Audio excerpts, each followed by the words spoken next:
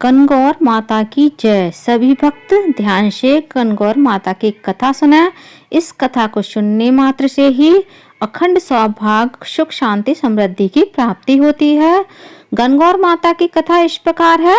एक बार शंकर भगवान पार्वती जी और नारद जी के साथ पृथ्वी पर घूमने आए और एक गांव में पहुंचे। उस दिन चैत्र शुक्ल की तीज थी।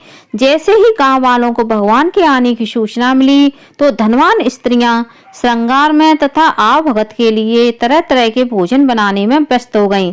कुछ गरीब परिवार की महिलाएं जैसी थी वैसी ही थाली में हल्दी, चावल और जल आदि लेकर आ गईं और शिव पार्वती जी की भक्ति भाव से पूजा करने लगीं।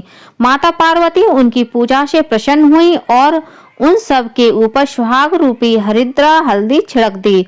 इस प्रकार माता पार्वती का आशीर्वाद व मंगल कामनाएं पाकर अपने अपने घर चली गईं। कुछ देर बाद अमीर औरतें भी 16 श्रृंगार कर 56 भोग सोने के थाल में सजाकर आ गईं। तब भगवान शंकर ने पार्वती जी को कहा कि सारा आशीर्वाद तो तुमने पहले ही उन स्त्रियों को दे दिया है, अब इनको क्या दोगी? पार्वती जी ने कहा, आप उनकी बात छोड़ दें। उन्हें ऊपरी पदार्थों से निर्मित रस दिया है, इसलिए उनका सुहाग धोती से रहेगा, परंतु इन लोगों को मैं अपनी उंगली चीरकर रक्त सुहाग रस दूंगी, जो मेरे समान ही सौभाग्यशाली बन जाएंगे। जब कुलीन स्त्रियां शिव पार्वती जी की पूजा कर चुकी, तब माता पार्वती ने अपनी उंगली चीरकर उन पर रक्त छिड़क कर अखंड सौभाग्य का वर दिया। इसके बाद पार्वती जी ने शिव जी को कहा, मैं नदी में नहाकर आती हूँ। माँ पार्वती ने नदी के किनारे जाकर बालू से शिवलिंग बनाया और आराधना करने लगी। शिव जी ने प्रसन्न होकर वरदान दिया कि आज के दिन जो भी स्त्री मेरा पूजन और तुम्हारा व्रत करेंगे उनके पति चिरंजीव रहेंगे और अंत में उन्हें मोक्ष मिलेगा। इसके बाद पार्वती जी वहां गईं जहां शिव जी व नारद को छोड़कर गई थीं। शिव जी ने देर से आने का कारण पूछा तो पार्वती जी ने बहाना बनाया और कहा कि नदी के किनारे मेरे भाई भाभी मिल गए थे, उन्होंने दूध भात खाने का आग्रह किया, इसलिए देरी हो गई। शिव जी बोले, हम भी दूध भात खाएंगे और जंगल की तरफ चल दिए। पार्वती जी ने सोचा पोल खुल जाएगी, वह प्रार्थना करती हुई पीछे पीछे चल दी। जंगल में पहुंचने पर देखा सुंदर माया का महल बना हुआ है, उसमें पार्वती जी के भाई और भाभी विद्यमान थे।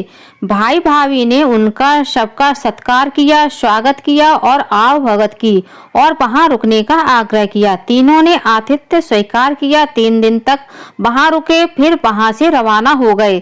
तीनों चलते चलते काफी दूर तक आ गए। शाम होने पर शिव जी पार्वती जी से बोले कि मैं अपनी माला तो तुम्हारे मायके में ही भूल आया हूँ।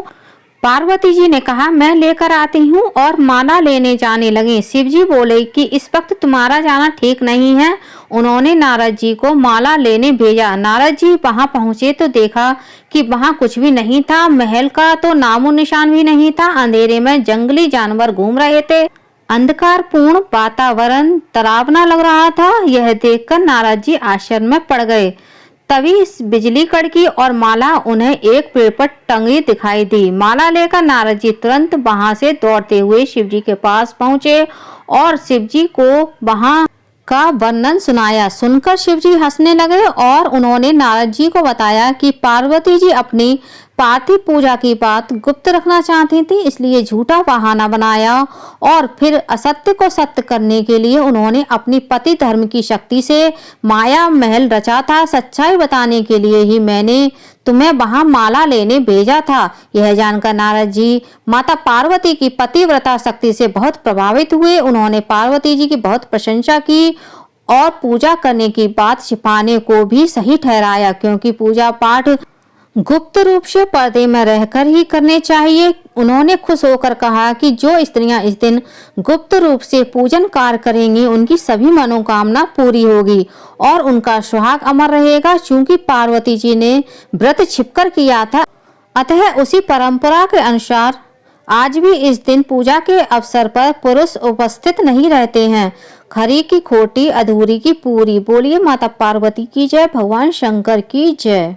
फ्रेंड्स, आप लोगों को मेरा यह वीडियो कैसा लगा कमेंट करके जरूर बताइएगा और इस चैनल को सब्सक्राइब कर लीजिए, वीडियो को लाइक कीजिए, ज़्यादा से ज़्यादा शेयर कीजिएगा, साथ ही बेल आइकन को प्रेस कर दीजिए ताकि मेरे आने वाली सारी लेटेस्ट वीडियो की नोटिफिकेशन आप लोगों को टाइम से मिल सके।